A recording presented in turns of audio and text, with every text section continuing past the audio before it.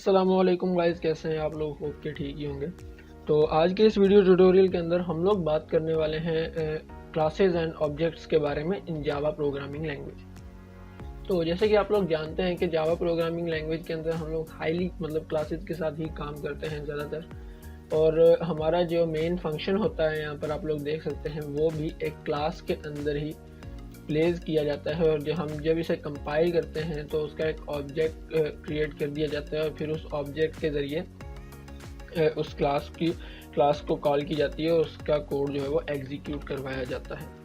तो इसके अंदर हम लोग क्लासेस और ऑब्जेक्ट्स किस तरह से यूज़ कर सकते हैं, क्या उनका सिंटैक्स रहेगा, उस सब चीज़ों के बारे में आज हम लोग बात करने वाले हैं। तो बेसिकली क्लासेस और ऑब्जेक्ट्स होते क्या हैं, इनके बारे में C++ वाली मेरी वीडियो के अंदर मैंने ऑलरेडी बात की है। बहुत अच्छी डिटेल्ड बात मैंने इसके बारे में की थी। तो आप लोग अगर चाहें तो वो वीडियो जाकर देख सकते हैं। मैं कार्ड डाल दूंगा उस वीडियो का। तो अब हम लोग देख लेते हैं सबसे पहले कि हमारे पास ये वाली जो टेस्ट क्लास है इसे हम लोग किस तरह से यूज़ कर सकते हैं। बेसिकली ये टेस्ट क्लास कुछ नहीं होती। इस टेस्ट क्लास का मेन मकसद सिर्फ यही होता है कि इसे हमारे मेन फंक्शन को कि होल्ड करना होता है, बस। इससे ज़्यादा इस क्लास का और कोई काम नहीं है। अगर हमें कोई भी और काम करना है तो हम लोग इस क्लास के आउटसाइड एक और क्लास क्रिएट करेंगे और उसका इंस्टेंस क्रिएट करेंगे इस क्लास के इस फंक्शन के अंदर, और फिर हम लोग उस क्लास को यूज़ करेंगे। हम लोग इस क्लास को भी यूज़ कर सकते हैं। हम लोग देखेंगे कि किस तरह से हम लोग इस क्लास को भी यूज़ कर सकते हैं और किस तरह से हम लोग न्यू क्लास भी क्रिएट कर सकते हैं। तो सबसे पहले हम लोग इस टेस्ट क्लास के अंदर कुछ इंस्टेंस वेरिएबल्स क्रिएट कर लेते हैं। बेसिकली इंस्टेंस वेरिएबल्स क्या होते हैं? इंस्टेंस वेरिएबल किसी भी क्लास के जो होते हैं वो होते हैं इंस्टेंस वेरिएबल्स जिन्हें हम लोग डायरेक्टली आउटसाइड द क्लास जो है वो मॉडिफाई ना करना चाहें, ठीक है, जिनके अंदर हम लोग डिफरेंट ऑब्जेक्ट्स को यूज़ करके डिफरेंट वैल्यूज स्टोर करवाएं, वो होते हैं हमारे इंस्टेंस वेरिएबल्स। तो हम लोग यहाँ पर कुछ इंस्टेंस वेरिएबल्स जो है वो क्रिएट कर लेते हैं। मैं फ़िलहाल इस क्लास को मैं कोई भी मकसद नहीं दे रहा हूँ, ये जस्ट एक ऐसे ही आपको दिखाने के लिए यूज़ कर रहा हूँ। इसे मैं कह रहा हूँ इंट आई है इसके अंदर और इंट जे है इसके अंदर। तो इन्हें मैं कोई भी वैल्यू जो है वो साइन नहीं कर रहा हूँ। और अब मैं यहाँ पर कुछ गेटर्स और सेटर्स क्रिएट कर देता हूँ। अब गेटर्स और सेटर्स क्या होते हैं?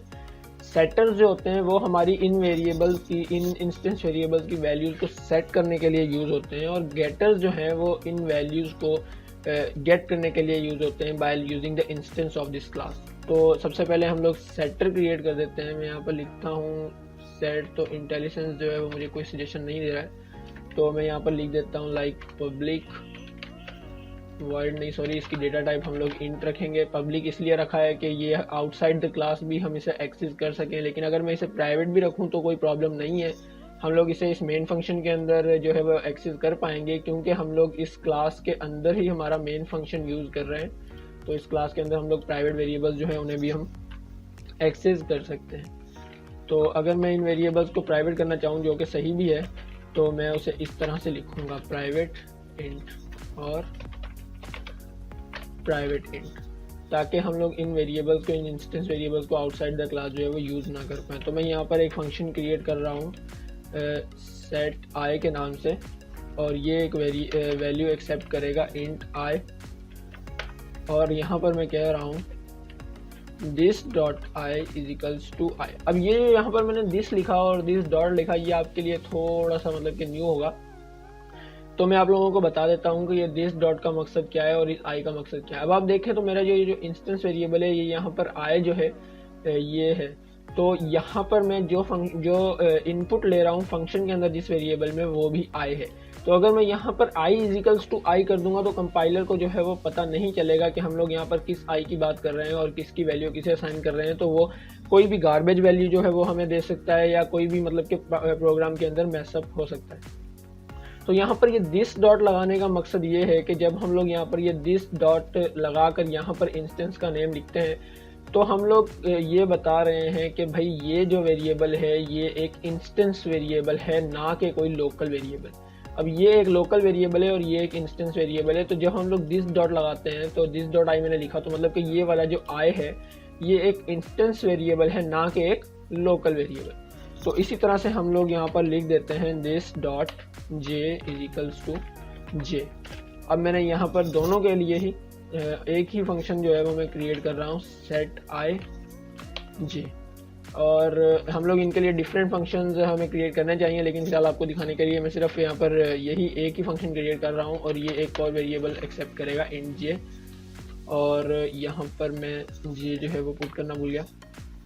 तो ये हमने मतलब कि इस टेस्ट क्लास को हम लोग यूटिलाइज कर रहे हैं जिसके अंदर हमारा मेन फंक्शन रखा हुआ है।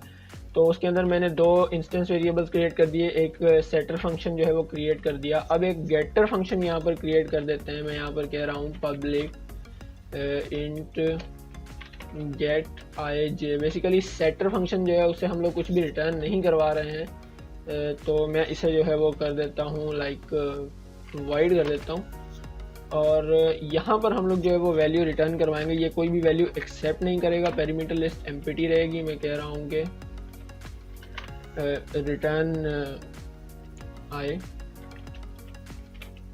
This dot I and this dot जे।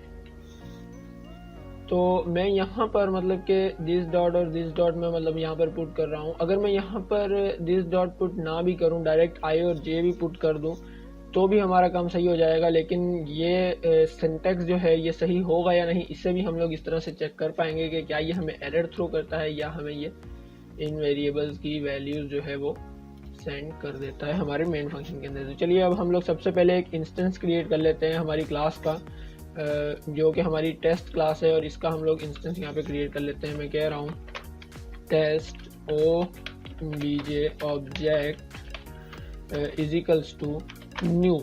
अब यहाँ पर ये न्यू कीवर्ड यूज़ करने का मकसद क्या है? अगर हम लोग कोई भी क्लास क्रिएट करके छोड़ देते हैं और हम लोग उसका कोई इंस्टेंस वेरिएबल जो है इंस्टेंस क्रिएट नहीं करते, सॉरी इंस्टेंस वेरिएबल नहीं, इंस्टेंस लाइक ऑब्जेक्ट, तो वो उसकी मेमोरी जो है वो एलोकेट नहीं होती है। जब हम लोग कोई भी न्यू ऑब्जेक्ट क्रिएट करते हैं किसी भी क्लास का, तो हमें ये न्यू कीवर्ड यूज़ करना होता है। इससे हम लोग कंपाइलर को बताते हैं कि हम लोग इस क्लास को यूज़ कर रहे हैं, तो आप इसकी मेमोरी एलोकेट करें, और उसकी मेमोरी सिर्फ रन टाइम तक ही एलोकेट होगी, और उसके बाद जो है वो रन टाइम के बाद लाइक रन टाइम में ही जब वो कोड एग्जीक्यूट हो जाएगा तो वो मेमोरी जो है वो रिमूव कर दी जाएगी।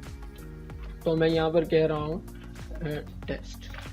तो ये मेरा एक ऑब्जेक्ट जो है वो क्रिएट हो गया। अब मैं यहाँ पर ऑब्जेक्ट डॉट सेट आई जे फंक्शन को कॉल कर रहा हूँ, और मैं यहाँ पर दो इंटीजर वैल्यूज जो है वो पास कर देता हूँ, 5 और 6। तो अब यहाँ पर हम लोग गेटर फंक्शन क्रिएट कर लेते हैं। बेसिकली ये मुझे ठीक नहीं लग रहा है, तो मैं इसे ऐड कर देता हूँ इन दोनों नंबर्स को, और इनका सम जो है वो हम लोग रिटर्न कर देते हैं। क्योंकि दो वैल्यूज़ अगर हमने रिटर्न करनी होती हैं तो उनके लिए हम दो डिफरेंट फंक्शंस जो है वो यूज़ करते हैं, गेट आई एंड गेट जे। तो एक ही फंक्शन जब हम लोग कर रहे हैं तो इस तरह से ये मुझे नहीं लगता कि ये सही होगा, तो हम लोग इसके लिए डिफरेंट फंक्शंस जो है वो क्रिएट कर लेते हैं। तो मैं यहाँ पर लिख देता हूँ इंट रिटर्न आई, और अब यहाँ पर इस फंक्शन को कॉपी कर लेते हैं और यहाँ पर पेस्ट कर देते हैं गेट आई गेट जे, और यहाँ पर जे, सॉरी जे। तो अब मैंने इन दोनों वैल्यूज़ की, इन दोनों फंक्शन, इन दोनों इंस्टेंस वेरिएबल्स की वैल्यूज़ जो है वो मैं सेट कर दिया। अब मैं यहाँ पर इन दोनों की वैल्यूज़, दोनों इंस्टेंस वेरिएबल्स की वैल्यूज़ को यहाँ पर मैं प्रिंट कर देता हूँ, system dot out dot print ln, और यहाँ पर मैं अपने फंक्शन को जो है वो कॉल कर लेता हूँ जो मेरा कि टेस्ट के अंदर ही रखा हुआ है। तो obj इंस्टेंस के ज़रिए से हम लोग इसे कॉल करेंगे डॉट गेट आई, और इसे मैं कॉपी कर लेता हूँ और यहाँ पर पेस्ट कर देते हैं, और मैं यहाँ पर कह रहा हूँ गेट जे। तो अब ये मुझे आई और जे इन दोनों की वैल्यूज़ जो है वो प्रिंट करके दे देगा। लाइक आई की वैल्यू हमने रखी है 5 और जे की वैल्यू रखी है 6, तो होप कि हमें ये बिल्कुल सही वैल्यू जो है वो ये रिटर्न करेगा। तो अब हम लोग इसे रन करके देख लेते हैं, टर्मिनल में आ जाते हैं। यहाँ पर मैं लिखता हूँ जावा सी टेस्ट डॉट जावा, रन करते हैं। तो अब ये कंपाइल हो रहा है, होप कि ये कंपाइल हो जाए, नहीं तो क्या एरर होगा, वो एरर थ्रो करेगा। तो ये हमारा फंक्शन जो है वो कंपाइल हो चुका है, प्रोग्राम कंपाइल हो चुका है। यहाँ पर आप लोग देख सकते हैं कि एक टेस्ट डॉट क्लास नाम से फाइल जो है वो आ चुकी है। अब मैं यहाँ पर लिखता हूँ जावा टेस्ट, और ये हमें दोनों वैल्यूज़ जो है वो रिटर्न कर रहा है, लाइक 5 and 6। तो इस तरह से हम लोग जो है वो वैल्यूज़ को सेट करते हैं और वैल्यूज़ को गेट करते हैं बाय यूजिंग दिस क्लास। अब मैं अगर चाहूँ तो मैं डायरेक्ट भी इन वैल्यूज़ को सेट कर सकता हूँ, लाइक अगर मैं चाहूँ obj.i इजिकल्स टू 10 कर दूँ, और मैं कह रहा हूँ obj.j इजिकल्स टू 5 कर दूँ, और अब अगर मैं इसे रन करूं तो अब आप लोग देखें कि मैंने किसी भी सेटर फंक्शन को यहाँ पर कॉल नहीं किया, मैंने डायरेक्ट इंस्टेंस वेरिएबल्स की जो वैल्यूज़ है उन्हें मेन फंक्शन में सेट किया है। तो अब देखते हैं कि क्या ये इस तरह से काम करता है या नहीं। तो जी हाँ, बिल्कुल ये काम कर रहा है। 10 और 5 बेसिकली ये काम नहीं करना चाहिए था, लेकिन ये काम कर रहा है। अब काम ये क्यों कर रहा है और इसे क्यों नहीं करना चाहिए था, ये आप लोगों को मैं बता देता हूँ। ये काम इसलिए नहीं करना चाहिए था क्योंकि हमने इसके पीछे यहाँ पर प्राइवेट लिखा था, यानी कि ये वेरिएबल्स डायरेक्टली एक्सेसिबल नहीं होने चाहिए थे, लेकिन डायरेक्टली एक्सेसिबल नहीं होंगे आउटसाइड द क्लास, लेकिन हमारा जो मेन फंक्शन है वो इनसाइड द क्लास है। अगर आप देखें तो ये वाली जो पैरेंथेसिस है ये इस क्लास की है, यानी कि हमारा मेन फंक्शन भी इसी क्लास के अंदर पुट किया गया है। तो हम लोग इस क्लास के अंदर ही इन वेरिएबल्स की वैल्यूज़ को सेट कर रहे हैं। तो ये जो है वो बिल्कुल पॉसिबल है, हम लोग इस तरह से इसे कर सकते हैं।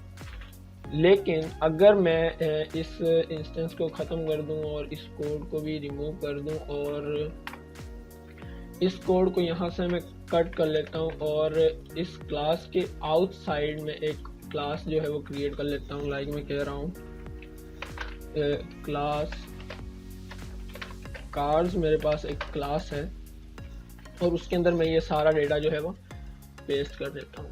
ठीक है, तो अब मेरे पास ये जो क्लास कार्स है इसके अंदर 2 इंस्टेंस वेरिएबल्स हैं और दोनों ही प्राइवेट हैं। उसके बाद एक जो है वो मेरे पास सेटर फंक्शन है और 2 गेटर फंक्शंस हैं। तो अब मैं क्या करूँगा कि यहाँ पर सबसे पहले मैं ये वाली जो क्लास है कार्स, इसका एक इंस्टेंस क्रिएट कर लूँगा। तो मैं यहाँ पर कह रहा हूँ कार्स, यहाँ पर कार्स का सी जो है वो कैपिटल पुट करेंगे क्योंकि क्लास जो है वो हमेशा कैपिटल लेटर से क्लास का नाम स्टार्ट होता है। तो मैं यहाँ पर लिखता हूँ cars obj equals to cars. अब मैंने यहाँ पर न्यू पुट नहीं किया, बेसिकली मैं भूल गया। अगर मैं ये यहाँ पर न्यू पुट नहीं करता हूँ तो क्या होगा, चलिए ये भी आप लोगों को मैं दिखा देता हूँ। मैं यहाँ पर फिलहाल पुट नहीं कर रहा हूँ और मैं यहाँ पर कह रहा हूँ obj डॉट सेट ij और मैं यहाँ पर कुछ वैल्यूज़ जो है वो पास कर देता हूँ, लाइक 5 and 6। और अब मैं यहाँ पर system dot out dot print ln function को कॉल कर रहा हूँ और इससे जो फंक्शन पास कर रहा हूँ वो होगा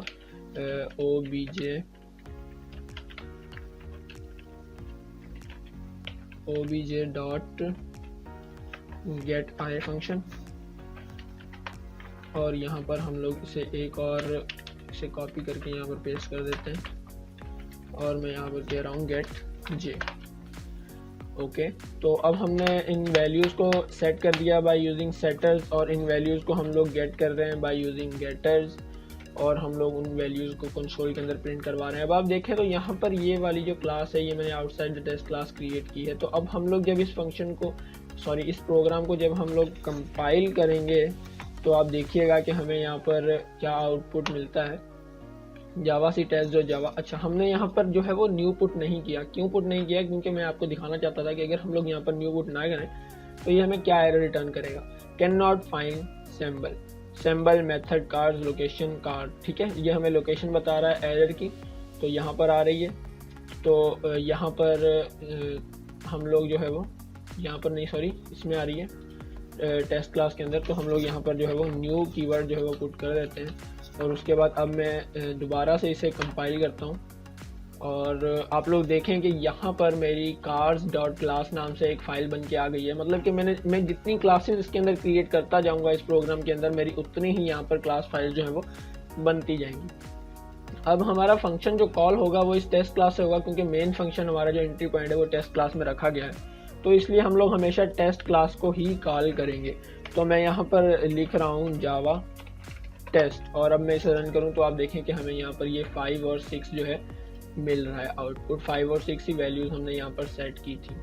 तो इस तरह से हम लोग जो है वो वैल्यूज़ को आउटसाइड द क्लास किस तरह से अब हम लोग इन वैल्यूज़ को एक्सेस कर सकते हैं वो हम लोग देख लेते हैं। लाइक इन्हें मैंने प्राइवेट रखा था, तो अगर मैं इन्हें आउटसाइड द क्लास अगर मैं इन्हें एक्सेस करना चाहूँ, मैं कह रहा हूँ obj.i equals to 5 and obj.j equals to 10, और हमने मतलब कि वैल्यू सेट जो की हैं वो डायरेक्टली की हैं और हम लोग गेट कर रहे हैं बाय यूजिंग गेटर फंक्शन। तो अब मैं इसे सेव करता हूँ और अगर मैं अब इसे रन करता हूँ तो देखते हैं कि हमें क्या आउटपुट मिलता है। ये देखें, ये हमें मतलब कि एक एरर थ्रो कर रहा है कि I has private access in cards obj.i equals to 5 and j has also private access in cards obj.j equals to 10। तो हम लोग इन्हें आउटसाइड द क्लास जो है वो एक्सेस नहीं कर सकते क्योंकि ये प्राइवेट वेरिएबल्स हैं आउटसाइड द क्लास कार्स की क्लास जो है वो सिर्फ यहाँ तक महदूद है। इसके बाद हम लोग इन वेरिएबल्स को एक्सेस नहीं कर सकते। हम लोग इन्हें एक्सेस किस तरह से कर सकते हैं, अगर मैं इसे पब्लिक कर दूँ, पब्लिक कर दिया, इसे सेव करते हैं और अब अगर मैं इस प्रोग्राम को रन करता हूँ तो ये बिल्कुल सही से रन होना चाहिए, बिल्कुल 5 और 10। ये अब रन क्यों हुआ, क्योंकि हमने जो इंस्टेंस वेरिएबल्स रखे थे उन्हें पब्लिक कर दिया। लेकिन हमें इन्हें पब्लिक नहीं करना है, हमें इन्हें प्राइवेट ही रहने देना है क्योंकि हम नहीं चाहते प्राइवेट, हम लोग नहीं चाहते कि हमारे जो इंस्टेंस वेरिएबल्स हैं वो आउटसाइड द क्लास एक्सेसिबल हों। बेसिकली हम लोग इसी तरह से क्लासेस को क्रिएट करते हैं कि हम लोग कुछ सेटर फंक्शंस सेट करते हैं और कुछ गेटर फंक्शंस जो हैं वो सेट करते हैं और फिर उसके बाद हम उन फंक्शंस को यूज़ करते हुए बेसिकली जावा प्रोग्राम के अंदर हम लोग ये जो फंक्शंस होते हैं इन्हें फंक्शंस नहीं कहते हैं क्योंकि हमारे पास एक C++ का बैकग्राउंड है, तो हम लोग इन्हें फंक्शंस ही कह रहे हैं, मैं इन्हें फंक्शंस ही कह रहा हूँ, लेकिन ये फंक्शंस नहीं है, हम लोग इन्हें मेथड्स कहते हैं। Class like Java programming language के अंदर हमारे पास जो भी फंक्शंस हम लोग क्रिएट करेंगे वो एक क्लास के अंदर होंगे, और आपको पता है कि जब भी कोई फंक्शन हम किसी क्लास के अंदर डिफाइन करते हैं तो वो फंक्शन उस क्लास का मेथड कहलाता है। लाइक ये गेट आई जो है ये इस क्लास का मेथड है जो हमें आई की वैल्यू रिटर्न करेगा, और ये जे की वैल्यू रिटर्न करने के लिए एक मेथड है, और ये इन दोनों वैल्यूज़ को सेट करने के लिए एक मेथड है कार्स के अंदर। तो मैं अगर कभी गलती से भी यहाँ पर अगर मैं फंक्शंस कहूँ तो आप समझ जाइएगा कि फंक्शन से मैं मेथड्स की ही बात कर रहा हूँ। तो इस तरह से हम लोग जो है वो हमारी टेस्ट क्लास को भी मतलब कि जो क्लास हमारे मेन फंक्शन को होल्ड कर रही है उस क्लास को भी यूटिलाइज कर सकते हैं और न्यू क्लास भी हम लोग क्रिएट कर सकते हैं। और हमने आज बहुत सारी चीज़ें सीखी, लाइक दिस कीवर्ड के बारे में हमने जाना और न्यू कीवर्ड के बारे में जाना, और थोड़ा बहुत जो सिंटैक्स का डिफरेंस है C++ में और जावा में क्लासेस और ऑब्जेक्ट्स को क्रिएट करने का, उसके बारे में भी हम लोगों ने जाना।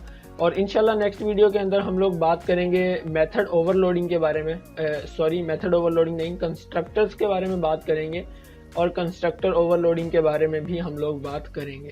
तो अगर आपको ये वीडियो पसंद आई है तो वीडियो को लाइक कीजिएगा, चैनल को सब्सक्राइब ज़रूर कीजिएगा, और अगर आपका कोई भी क्वेश्चन हो तो कमेंट सेक्शन में मुझे बता दीजिएगा, मैं इंशाल्लाह उन क्वेश्चंस का रिप्लाई ज़रूर करूँगा। Thank you so much.